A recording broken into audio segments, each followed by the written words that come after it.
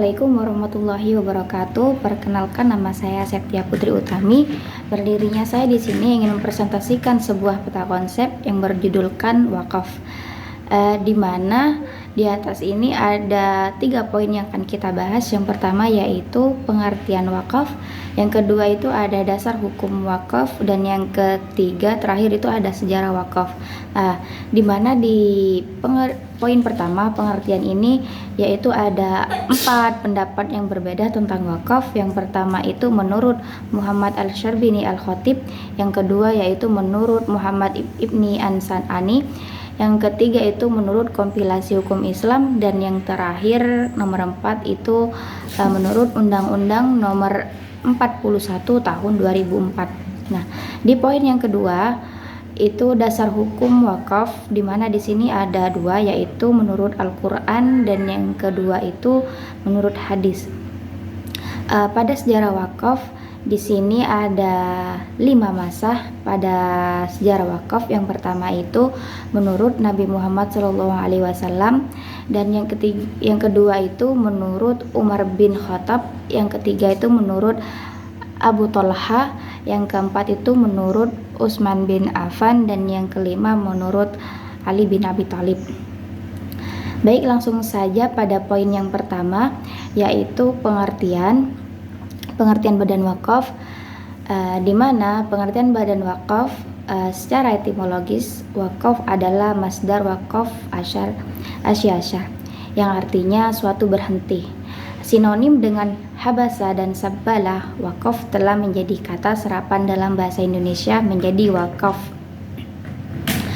Secara terminologis, wakaf menurut Muhammad Al-Syarbini Al-Khatib, sebagaimana ini dikutip oleh Dr. Hendy Swendi, wakaf itu adalah penahanan harta yang memungkinkan untuk dimanfaatkan disertai dengan kekalnya zat benda, yang memutuskan memotong atau yang namanya tasarruf, penggolongan dalam penjagaan atau musrif pengelola yang dibolehkan adanya.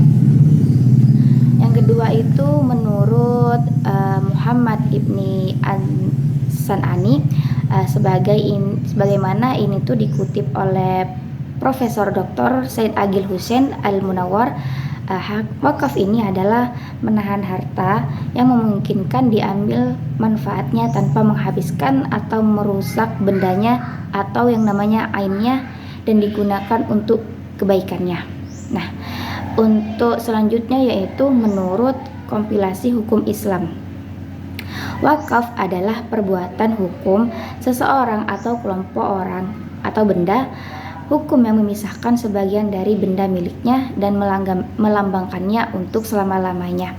Nah, ini tuh guna untuk kepentingan ibadat atau keperluan umum sesuai dengan ajaran Islam. Dan yang terakhir yaitu menurut Undang-Undang nomor 41 tahun 2004, di mana tentang wakaf ya. Wakaf ini adalah perbuatan hukum wakif untuk memisahkan atau menyerahkan sebagian harta yang dimilikinya untuk dimanfaatkan selama-lamanya atau dengan jangka tertentu sesuai dengan kepentingan guna keperluan ibadah atau kesejahteraan umum menurut syariah.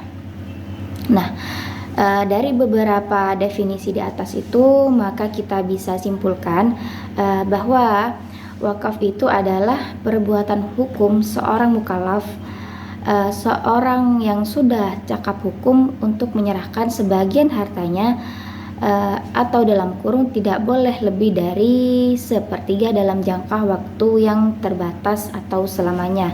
Pokoknya waktunya itu tak terbatas, itu untuk selamanya atau untuk jangka waktu tertentu untuk kepentingan ibadah dan kepentingan dan kesejahteraan umat hukum Islam.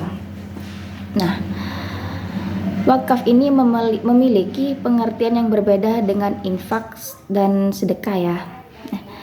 Baik, untuk poin yang kedua yaitu dasar hukum wakaf, di mana di sini hukum dasar wakaf itu ada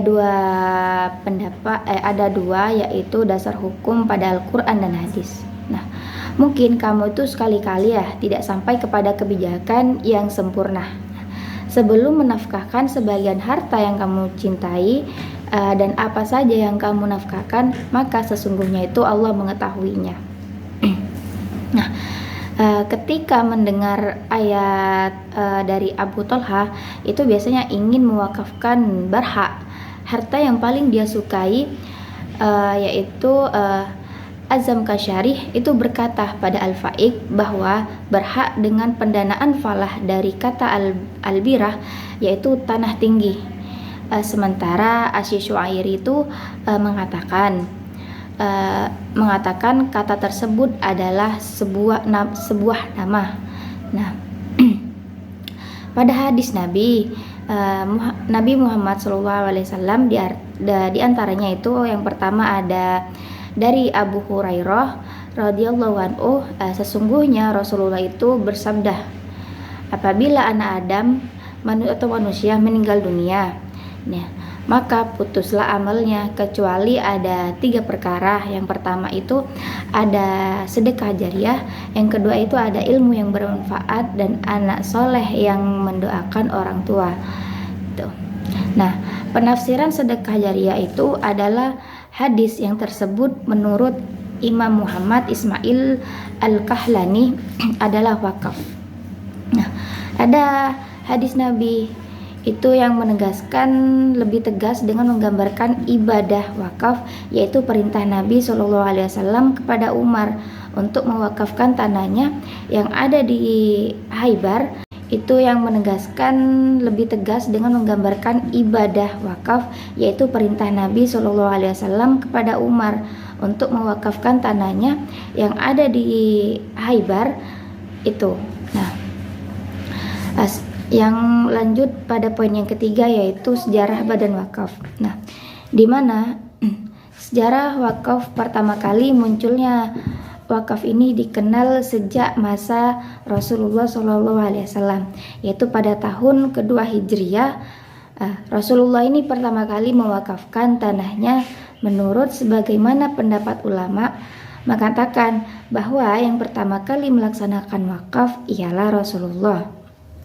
Nah, untuk sementara menurut bagian yang lain, yang pertama kali mewakafkan itu adalah Umar bin Khattab dengan kepemilikan tanahnya di Khaibar. Nah, Rasulullah itu mewakafkan sebidang tanah yang dimanfaatkan untuk dibangun masjid. Nah, masjid tersebut yaitu Masjid Kubah dan Masjid Nabawi. Nah, Rasulullah pada tahun ketiga itu bernama di Madinah. Di antaranya itu kebun A'raf. Nah, Umar bin Khattab ini pernah mewakafkan tanahnya berdasarkan hadis yang diriwayatkan oleh Abdullah bin Umar, seperti yang sudah dijelaskan hadisnya di atas. Tokoh yang dilakukan oleh Umar bin Khattab itu kemudian diikutilah oleh para sahabat. Nah, diikuti oleh para sahabat lainnya, lalu mewakafkan kebun kesayangannya yang namanya kebun Bairoah. Nah, selanjutnya itu disusullah juga oleh para sahabat Nabi yang lainnya, namanya Abu Bakar. Nah, Abu Bakar ini yang mewakafkan sebidang tanah yang ada di Mekah, diperuntukkan kepada anak keturunannya yang datang ke Mekah. Nah, yang datang ke Mekah itu Utsman. Nah, lalu Utsman mewakafkan hartanya. Nah, hartanya di Khaibar itu menurut sebuah hadis bahwa Rasulullah SAW pernah datang ke Madinah. Nah, sedangkan di Madinah itu ketika itu tidak ada air kecuali sumur di rumah Ali bin Abi Thalib. Nah, mewakafkan tanahnya yang subur, mewakafkan rumahnya yang populer dengan sebutan Ansor. Nah, kemudian pelaksanaan wakaf itu disusun oleh Anas bin Malik, Abdullah bin Umar, dan Aisyah istri Rasulullah SAW. Dalam hadis lain itu diceritakan bahwa Rasulullah ini membangun bersama-sama sebuah masjid dan memberinya untuk kepentingan umum. Wakaf ini telah dilakukan Rasulullah dan oleh para sahabat kemudian tabi'in ini diikuti oleh umat Islam sampai sekarang di seluruh dunia, terutama di negara-negara yang mayoritas penduduknya itu beragama Islam, seperti di Mesir, Saudi, seperti di Arabia, Yordania, ada juga Pakistan, ada Turki, dan Indonesia. Nah, di Indonesia nih perkembangannya wakaf ini sudah ada sejak masa sebelum kemerdekaan. Sampai sekarang hal ini tuh dapat dilihat dari beberapa peraturan tentang perwakafan sudah ada sejak masa penjajahan hingga di era reformasi. Baik, mungkin itu yang bisa saya paparkan tentang badan wakaf. Kurang lebihnya saya mohon maaf. Wassalamualaikum warahmatullahi wabarakatuh.